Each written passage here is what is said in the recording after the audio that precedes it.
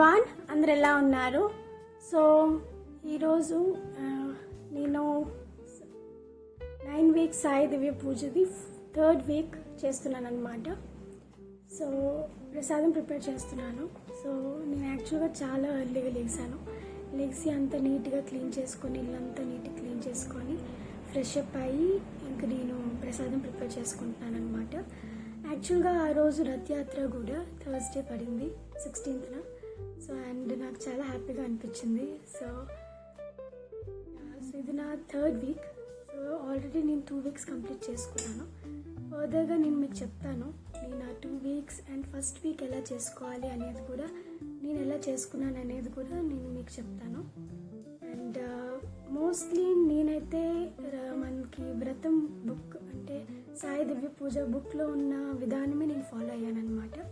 అదే నేను మీకు చెప్పబోతున్నాను. సో నేను స్విగ్గీలోని ఈ ఐటమ్స్ అన్నీ మార్నింగ్ ఆర్డర్ ఇచ్చుకున్నాను అనమాట. ముందు రోజు నాకు కుదరక నేను తీసుకొని రాలేదు. సో నేను ఏమేమి తెచ్చుకున్నాను అని అంటే, పువ్వులు అంటే మెయిన్ మనకి నార్మల్గా ఇవే యూజ్ అవుతాయండి ప్రతి ఒక్క పూజలోని. నేను 2 వీక్స్ చేసుకున్నాను కదా, మోస్ట్లీ పువ్వులు ఎక్కువ కావాలి.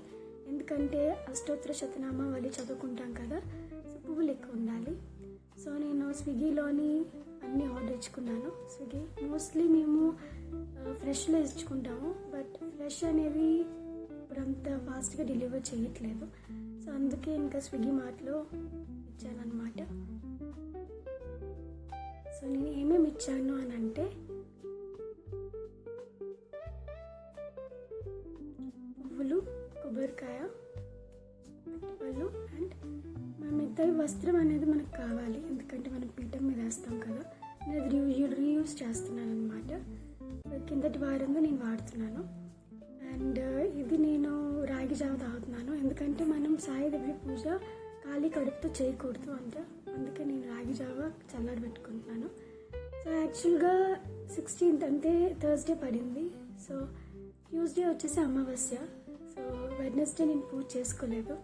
సో అందుకే ఇంకా పూజ గదంతా ఇంకా నీట్గా క్లీన్ చేసుకొని, అమావాస్య తర్వాత మనం మోస్ట్లీ క్లీన్ చేసుకుంటాం కదా, సో క్లీన్ చేసుకొని నీట్గా క్లీన్ చేసుకొని పూజా రూమ్లో కూడా నేను పూజ చేసుకొని తర్వాత నేను నా సాయి దివ్య పూజ స్టార్ట్ చేసుకుంటాను అనమాట. సో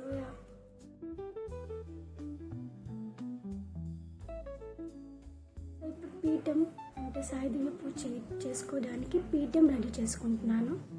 సో పీఠం వచ్చేసి నేను మోస్ట్లీ అన్నిటికి ఇదే పీఠ వాడతాను.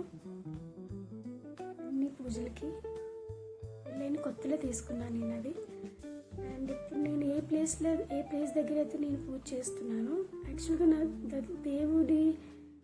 నా దేవుడికి ఎక్కడైతే ఉందో కిందనే నేను చేస్తాను ప్రతి ఒక్క పూజ. నేను ముగ్గు వేసుకున్నాను. తర్వాత కాలికి పసుపు, ఇవన్నీ మనకు తెలుసు కదా. మామూలుగా నేను ప్రతి వ్రతం చేసే ముందు కాలికి పసుపు రాసుకుంటాను. పీఠం రెడీ చేసుకున్నాను. దానిపైన ఎల్లో కలర్ వస్త్రం వేసుకున్నాను అనమాట. సో నేను మోస్ట్లీ నా దగ్గర సాయిబాబా గారి విగ్రహం ఉంది, అందుకే నేను అభిషేకం చేసుకుంటాను ప్రతి వారం. సో నేను ఎలా అభిషేకం చేసుకుంటున్నాను అని అంటే, ఫస్ట్ వారం అయితే నేను గంధం, పాలు, పసుపు వాటర్తో నేను 3 రకాల వాటర్తో పసుపు వాటర్తో నేను అభిషేకం చేసుకున్నాను. 3వ వారం కూడా సేమ్ నేను పాలు కాకుండా పసుపు వాటర్, గంధపు వాటర్ అండ్ నార్మల్ వాటర్తో అభిషేకం చేసుకున్నాను. సో నేను ఇప్పుడు మీకు ఎలా నా ఫస్ట్ వీక్ నేను పూజ ఎలా చేసుకున్నానో ఫస్ట్ నుంచి మీకు వివరంగా చెప్తాను. సో ఫస్ట్ వీక్ నేను అట్ ఫస్ట్ మనం ఒక రుమాల్ సైజ్ అంత క్లాత్ తీసుకోవాలండి. రుమాల్ సైజ్ అంత క్లాత్ తీసుకొని ఫస్ట్ మనం ముడుపు కట్టుకోవాలి. సో ముడుపు కట్టుకోవాలి కాబట్టి ఎల్లో కలర్ క్లాత్ తీసుకోవాలి. సో ఒకవేళ మన దగ్గర ఎల్లో కలర్ క్లాత్ లేకపోతే మనం వైట్ కలర్ క్లాత్ అయినా తీసుకొని టర్మరిక్ వాటర్లో డిప్ చేసి దాన్ని మనం ఆరబెట్టుకోవచ్చు. ఆ తర్వాత అండ్ ముడుపు ఎలా కట్టుకోవాలి అనేది నేను మీకు చెప్తాను ఇప్పుడు. సో ముడుపు అనేది మనం కట్టుకునేటప్పుడు రూపాయి అయినా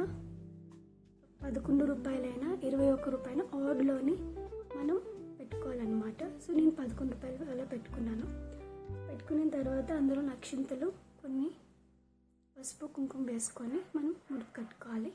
నేనైతే అలానే కట్టుకున్నాను. సో తర్వాత ముడుపు పక్కన పెట్టుకున్న తర్వాత అట్ ఫస్ట్ మనం నా దగ్గర విగ్రహం ఉంది కాబట్టి అభిషేకం చేసుకున్నాను. లేదు అంటే అసలు ప్రాబ్లమే లేదు, మీరు మీ దగ్గర ఫోటో ఉన్నా పర్వాలేదు.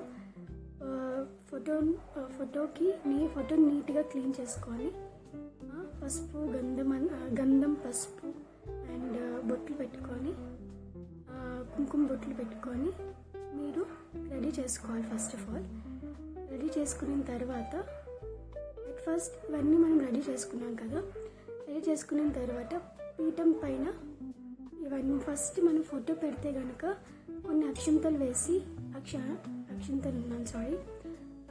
కొన్ని బియ్యం వేసి 3 సార్లైనా 5 సార్లైనా కిందన వేసి బాబా గారి ఫోటో ఏమొచ్చి బియ్యం పైన పెట్టి అలంకరించుకోవాలన్నమాట. సో నేనైతే నా దగ్గర చిన్న ప్లేట్ ఉంది, ప్లేట్లోని నేను బియ్యం వేసుకొని బియ్యం పైన కొంచెం పసుపు కొంచెం కుంకుమ గంధం వేసుకొని నేను బాబా గారి బాబా గారి విగ్రహం దాంట్లో పెట్టుకున్నాను. సో తర్వాత మనం పువ్వులతో అలంకరించుకొని అన్నీ చేసుకున్న తర్వాత అట్ ఫస్ట్ మనం గణపయ్యకి ఒకవేళ మీ దగ్గర విగ్రహం ఉంటే మీరు అభిషేకం అంతా చేసుకొని మీరు అలంకరించుకోవచ్చు. నేనైతే అభిషేకం అంతా చేసుకొని అలంకరించుకున్నాను అనమాట బాబా గారిని. ఫస్ట్ ఆఫ్ ఆల్ మనం ఎప్పుడైనా కానీ ఏ పూజ స్టార్ట్ చేసినా విఘ్నేశ్వరుడికి ఫస్ట్ మనం పూజ చేసుకుంటాము. సో నేను కూడా అలానే చేశాను. నా దగ్గర విగ్రహం ఉంది, నా దగ్గర ఫస్ట్ నుంచి విగ్రహం ఉంది. నేను ఫస్ట్ నుంచి విగ్రహాన్ని పెట్టుకొని పూజ చేసుకుంటున్నాను అనమాట. సో విగ్రహం పెట్టుకొని నేను పూజ చేసుకుంటున్నాను. అండ్ నా పూజ కూడా పూజ అంటే నేను పైన నిత్య పూజ ఎక్కడ చేసుకుంటానో దాని కిందనే నేను ఈ పూజ చేసుకుంటున్నాను. అదే నేను మీ కింద అట్లా చూపించాను అనమాట. సో ఫస్ట్ ఆఫ్ ఆల్ ఇది నా దగ్గర ఉన్న బుక్, సాయి దివ్య పూజ బుక్. సో ఈ బుక్లో గణపయ్య పూజ అయిపోయిన తర్వాత మనం సాయిబాబా గారికి మనం ముడుపు ఏదైతే రెడీ చేసుకున్నామో సాయిబాబా గారి దగ్గర మీ ముడుపు పెట్టే ముందు కోరుకొని మీరు ఏ సంకల్పం ఏదైతే మీరు నెరవేరాలనుకుంటున్నారో అది చెప్పుకొని సాయిబాబా గారి కాళ్ళ దగ్గర పెట్టుకోవాలన్నమాట. ముడుపు పెట్టేసుకున్న తర్వాత మీరు ఇప్పుడు మీ దగ్గర పువ్వులు ఉంటే ఓకే, పువ్వులు ఉన్నా పర్వాలేదు. లేదంటే పెటల్స్ ఉంటాయి కదా, పువ్వుల పెటల్స్, వాటితోటి మనం అష్టోత్తర శతనామావళి చదువుకోవాలి. ఇప్పుడు నేను బుక్ చూపించాను కదా, అష్టోత్తర శతనామావళి మనం చదువుకోవాలి. ఈ బుక్లో ఉన్న నాకు తెలిసి 108 అష్టోత్తర శతనామావళి అండ్ బాబా గారి పేర్లు ఉంటాయి, అవి మనం చదువుకోవాలన్నమాట. అండ్ చాప్టర్స్ ఉంటాయి అన్నమాట. అష్టోత్తర శతనామావళి మనం పెటల్స్తో పూజ అయిపోయిన తర్వాత మనం చాప్టర్స్ చదువుకోవాలన్నమాట, స్టోరీస్. అవి కూడా పూజ బుక్లో సాయి దివ్య పూజ బుక్లోనే ఉంటాయి. సో నేను ముందైతే 5 వీక్స్ సాయి దివ్య పూజ చేసుకున్నాను. అదే బుక్ నేను ఇప్పుడు కంటిన్యూ చేస్తున్నాను అనమాట. ఎందుకంటే నాకు 9 వీక్స్ది కూడా నాకు సేమ్ ప్రాసెస్ అనిపించింది. సో అందుకే ఇంకా నేను అదే కంటిన్యూ చేస్తున్నాను. సో సెకండ్ వీక్లో నేను సాయి చాలీసా కూడా చదివాను. ఒకవేళ మీ దగ్గర సాయి చాలీసా ఉన్నా కూడా మీరు చదువుకోవచ్చు. సో అంటే స్టెప్స్ ఏంటి అని అంటే అట్ ఫస్ట్ మనం అష్టోత్తర శతనామావళి మనం చదువుకోవాలి. పెటల్స్తో అయినా పువ్వుల రెక్కలతోనైనా లేకపోతే పువ్వు రేకలతోనైనా లేకపోతే మనం పువ్వు రేకలతోనైనా చేసుకోవచ్చు. లేదు అని అంటే మనం నార్మల్ మన దగ్గర ఫుల్ ఫ్లవర్స్ ఉన్నా కూడా చేసుకోవచ్చు. చేసుకున్న తర్వాత చాప్టర్స్ చదువుకోవాలి. ఆ చాప్టర్స్ అయిపోయిన తర్వాత మనం సాయి చాలీసా చదువుకోవచ్చు. అది అయిపోయిన తర్వాత మనం హారతి ఇచ్చుకోవాలి.